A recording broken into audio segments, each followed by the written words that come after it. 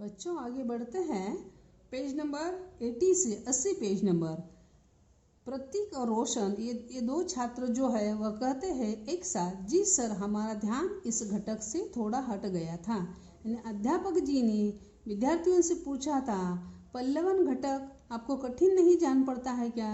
तब प्रतीक और रोशन नाम के दोनों छात्र एक साथ कहते हैं, जी सर हमारा ध्यान इस घटक से थोड़ा हट गया था।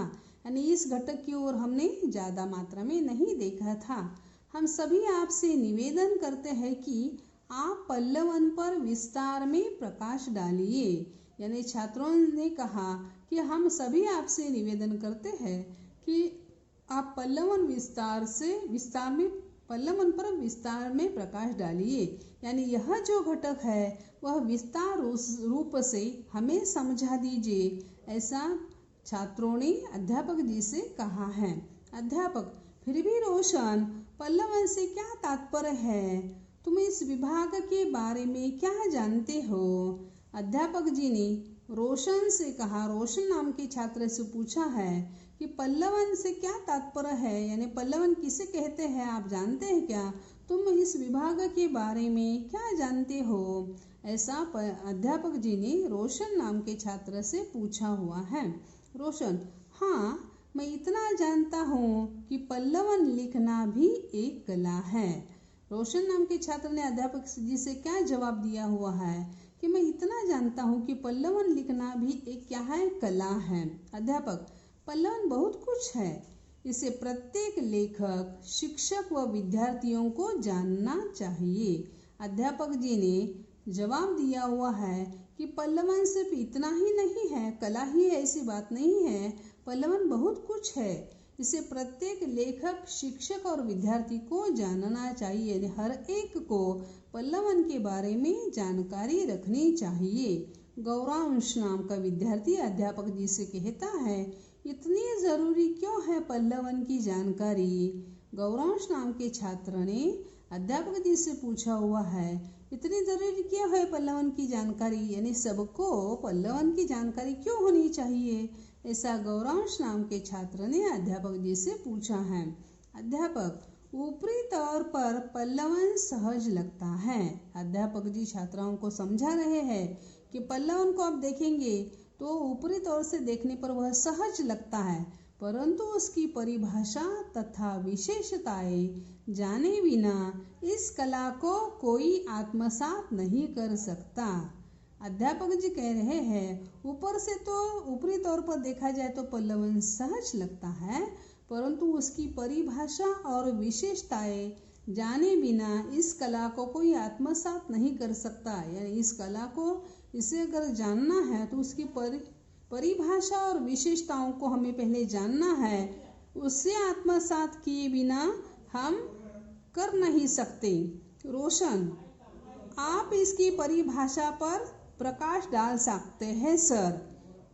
रोशन नाम की छात्र ने कहा हुआ है कि आप इसकी परिभाषा पर प्रकाश डाल सकते हैं। रोशन नाम के छात्र ने अध्यापक जी से कहा हुआ है कि आप इसकी परिभाषा पर प्रकाश डालिए। यानी सर से कहते हैं कि हमें इसकी पहले परिभाषा जो है वह समझा दीजिए। ऐसा रोशन नाम के छात्र ने अध्यापक जी से कहा है, ऐसा हमें यहाँ दिखाई देता है। अध्यापक, हाँ हाँ क्यों नहीं। अध्यापक कहते हैं कि मैं इसकी, रोशन के कहने के बाद रोशन ने जैसे कहा कि परिभाषा पर प्रकाश डालिए, तो अध्यापक कहते हैं कि हाँ क्यों नहीं, मैं परिभाषा पर प्रकाश डालता हूँ। हिंदी में पल्लवन शब्द अंग्रेजी एक्सपांशन शब्द के प्रतिशब्द के रूप में आता है।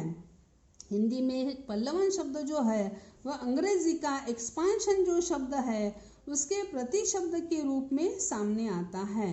पल्लवन का अर्थ है विस्तार अथवा फैलाव। अध्यापक जी बता रहे हैं पल्लवन का अर्थ क्या होता है, विस्तार अथवा फैलाव। यानी विस्तार से लिखना है, उसका फैलाव करना है, यह पल्लवन का अर्थ है।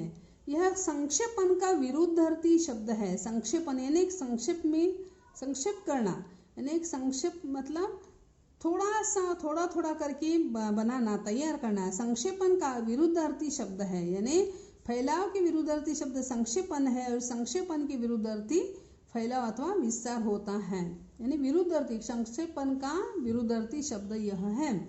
जब किसी शब्द सूक्ति यानी सुंदर उदाहरण या वाक्य, उदाहरण, लोकोक्ति, गद्य, काव्य, पंक्ति आदि का अर्थ स्पष्ट करते हुए उसका दृष्टांतों, उदाहरणों अथवा काल्पनिक उदाहरणों द्वारा 200-300 शब्दों में विस्तार करते हैं, उसे पल्लवन कहते हैं।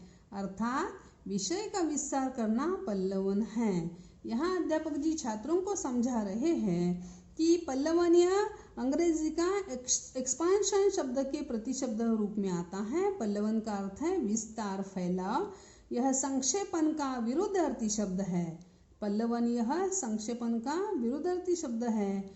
जब किसी शब्द सूक्ति, उदाहरण, लोकोक्ति, गद्य, काव्य, पंक्ति आदि का अर्थ स्पष्ट करते हुए उसका दृष्टांतों, उदाहरणों अथवा काल्पनिक उदाहरणों द्वारा 200-300 शब्दों में विस्तार करते हैं, उसे पल्लवन कहते हैं। अर्थात विषय का विस्तार करना पल्लवन है। विषय का विस्तार करके, फैलाव करके लिखना है, उसे पल्लवन कहते हैं। रिदिम, तो क्या पल्लवन का मतलब सिर्फ विषय का विस्तार करना है? रिधि नाम के छात्र ने पूछा है। तो क्या पल्लवन का मतलब सिर्फ विषय का विस्तार करना है? यानी सिर्फ विषय का विस्तार करना यानी पल्लवन है, ऐसा रिधि नाम के छात्र ने पूछा है। अध्यापक, नहीं, सिर्फ विस्तार नहीं, उसकी और भी कुछ विशेषताएं और नियम होते हैं। अध्यापक जी ने छात्रों को समझा दिया हुआ है कि किसी भी विषय का सिर्फ विस्तार करना नहीं होता है, उसकी और भी कुछ विशेषताएं और नियम होते हैं। गौरांश, मैं कुछ समझा नहीं। गौरांश नाम के छात्र ने अध्यापक जी से कहा हुआ है कि आप जो कुछ समझा रहे हैं मैं समझ नहीं पा रहा हूँ। अध्यापक, आइए मैं समझाता हूँ। अध्यापक जी ने छात्रों से कहा है, गौरांश से कहा है कि आइए मैं आपको समझाता हूँ। हर भाषा में कुछ ऐसे लेखक होते हैं जो अपने विचारों को सूक्ष्म और संक्षिप्त रूप में रखते हैं। अध्यापक जी समझा रहे हैं कि हर भाषा में कुछ लेखक ऐसे होते हैं जो अपने विचारों को सूक्ष्म और संक्षिप्त रूप में रखते हैं, बहुत ही गहराई से और थोड़े शब्दों में, संक्षिप्त शब्दों में रखने की कोशिश करते हैं। कुछ लेखक अपने विचारों को थोड़े शब्दों में लेकिन गहराई से रखने की कोशिश करते हैं। उन्हें समझ पाना हर किसी के लिए आसान नहीं होता, यानी उनके विचारों को समझना हर किसी के लिए आसान नहीं है। ऐसे समय में पल्लवन के माध्यम से उसे समझाया जा सकता है, यानी ऐसे समय में पल्लवन का उपयोग करते हुए पल्लवन के माध्यम से उसे समझाने की कोशिश की जा सकती है। रोशन, तो क्या पल्लवन से तात्पर्य निबंध है? रोशन नाम के छात्र ने अध्यापक जी से कहा है कि पल्लवन का अर्थ निबंध है क्या? यानी हम जैसा निबंध लिखते हैं वैसे ही पल्लवन लिखना है क्या? ऐसे अध्यापक जी से रोशन नाम के छात्र ने पूछा हुआ है। अध्यापक, नहीं, कई लोग निबंध और पल्लवन को एक मानने की गलती करते हैं।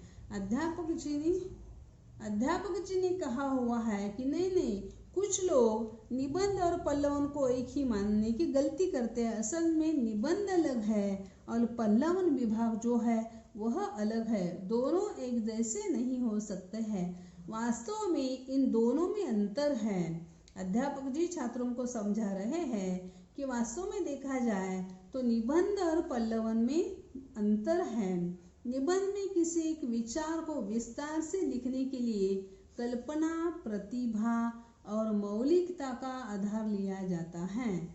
अध्यापक जी छात्रों को समझा रहे हैं निबंध और पल्लवन दोनों में अंतर है।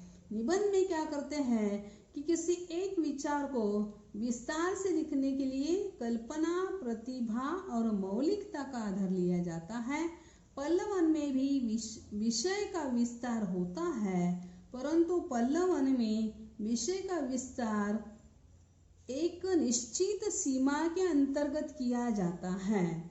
यानी पल्लवन में विषय का विस्तार तो करते हैं, लेकिन विषय का विस्तार करते समय निश्चित सीमा के अंतर्गत किया जाता है। यहाँ हम लोग रुक जाते हैं।